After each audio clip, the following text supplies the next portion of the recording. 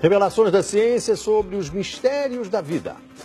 Especialistas de vários países estiveram no Brasil para o lançamento de um grupo dedicado à tese do chamado design inteligente. Esses cientistas acreditam que a perfeição e a complexidade da natureza comprovam a existência de um ser superior. O que há por trás do bater das asas de uma borboleta?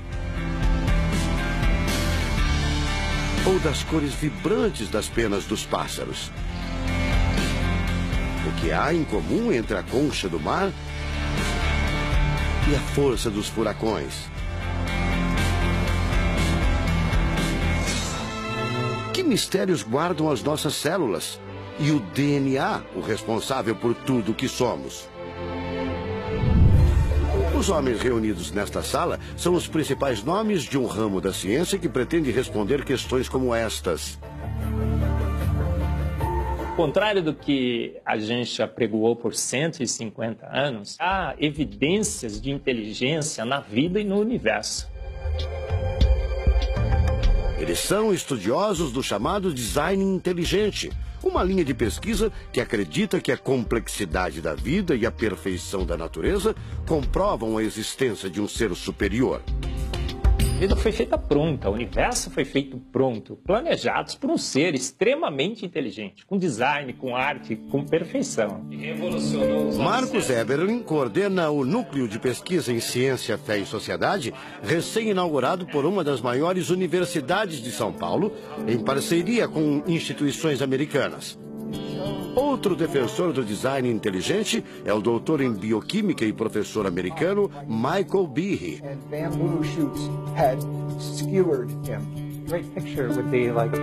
Brian Miller é doutor em física. Ele coordena as pesquisas da Universidade de Duke, nos Estados Unidos. Seria um super engenheiro, um super arquiteto?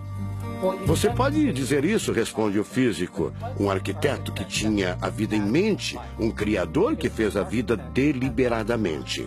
Also, when you look at life itself, não é de hoje que os cientistas procuram pistas deste arquiteto da vida.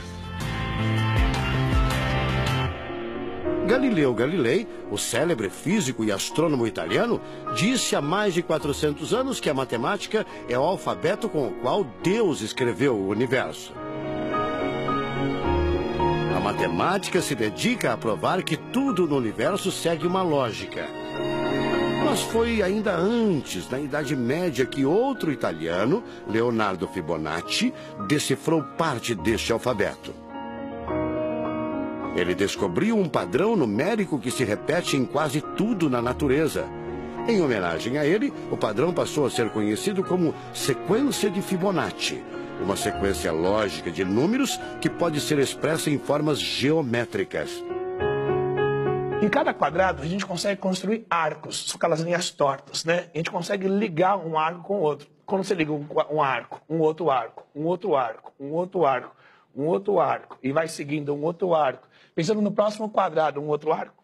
Essa aqui é uma figura que é uma espiral, chamada espiral de Fibonacci. E essa espiral aparece em diversos lugares do nosso cotidiano.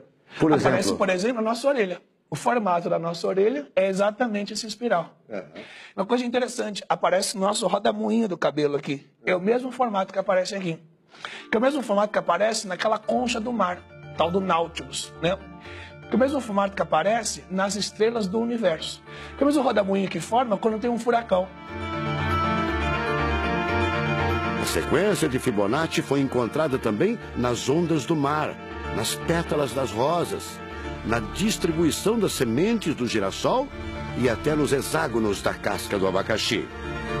Mais uma comprovação matemática da existência de uma mente inteligente por trás da criação seria o chamado número de ouro, ou proporção áurea, representada pela letra Φ. O número de ouro, também representado pelos dígitos 1,618, está presente na construção de uma das obras mais importantes da antiguidade, o Partenon.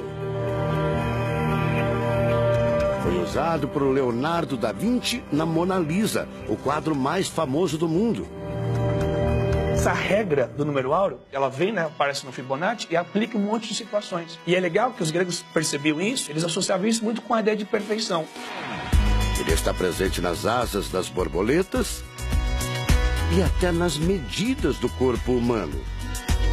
Se você pegar a sua altura e dividir pela distância do seu umbigo até o chão, vai dar aproximadamente 1,6. Um φ. Vai dar um φ também. Se a gente abre os braços, né, calcula a distância da ponta de um dedo até a ponta do outro dedo. Então vai ser desse dedo maior aqui, no dedo médio, até chegar ao dedo médio. Se eu pegar essa distância e dividir pela distância desse dedo até esse ombro aqui, vai dar 1,6 de novo. De tudo na natureza, o que mais impressiona os cientistas são as células, a chamada unidade básica da vida. São as menores partes que compõem os seres vivos, vegetais ou animais. O corpo humano é formado por cerca de 100 trilhões de células que dão origem a tecidos e órgãos. We cannot be accidentally caused. Life is not an accident. O americano Douglas Axie estuda biologia molecular há mais de 25 anos. Ele garante: não existe a mínima possibilidade de a vida ser um acidente, um acaso da evolução do planeta. Para ele, as células são complexas demais e só podem ter sido criadas de propósito por um ser inteligente. Literally machines that are made out of molecules. Dr. Michael Behe concorda. Ele compara a célula a uma fábrica repleta de máquinas e veículos. Ela produz e troca com as células vizinhas os elementos fundamentais à vida. Tudo coordenado por uma espécie de computador central, o chamado DNA. Você já deve ter ouvido falar dele. O DNA é um conjunto de informações genéticas que definem as características dos seres vivos. Entre os humanos é o DNA que informa o sexo, a cor da pele e do cabelo e o formato do rosto, entre outras coisas. São 6 bilhões de informações condensadas numa estrutura microscópica extremamente eficiente. O presidente da Sociedade Brasileira do Design Inteligente considera o DNA o mais avançado código de que se tem notícia. A gente tem a molécula de DNA como um modelo. Por quê? Porque quando a gente descobriu essa molécula, a gente viu que é uma molécula fantástica, maravilhosa. E ali evidências e mais evidências de que uma mente inteligente projetou a vida. Porque é o software da vida. E esse software tem o quê? Tem ali um código. E a gente sabe que códigos emanam de mentes inteligentes. Nos Estados Unidos, um grupo de pesquisadores afirma ter identificado uma sequência de números que sempre se repete no DNA humano. Seria uma espécie de assinatura de Deus, segundo o engenheiro da computação Greg Braden. So now we have a definition. Ao considerar a carga dos elementos químicos do DNA, os pesquisadores teriam identificado o seguinte padrão numérico: 10, 5, 6, 5. Eles então passaram a tentar decifrar esse código e tiveram a ideia de substituir os números por letras hebraicas. Em hebraico, a língua oficial de Israel e que aparece na Bíblia, os números são representados por letras, como explica essa professora israelense. A escrita hebraica é muito antiga. Já tem textos escritos 1000 anos antes da Era Comum. E nesta época ainda não inventaram o sistema decimal dos números que usamos agora.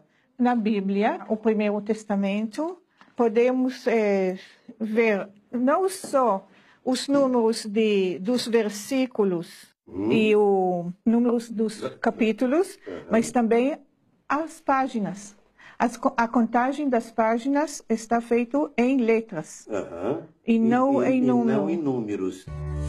A sequência numérica 10, 5, 6, 5 foi transcrita para as respectivas letras em hebraico: Yud, Rei, Vav, Rei. Veja o resultado. A sequência corresponde à palavra Javé, ou Deus, em hebraico. Apesar de todo o avanço da medicina, cerca de 90% das informações genéticas ainda são um mistério. O Professor Eberlin diz que as descobertas científicas trazem implicações sérias para toda a humanidade, mas cada vez mais reforçam os argumentos de quem acredita no design inteligente, a assinatura de uma força superior. A gente vai ter que entregar essa informação para a filosofia e para a teologia.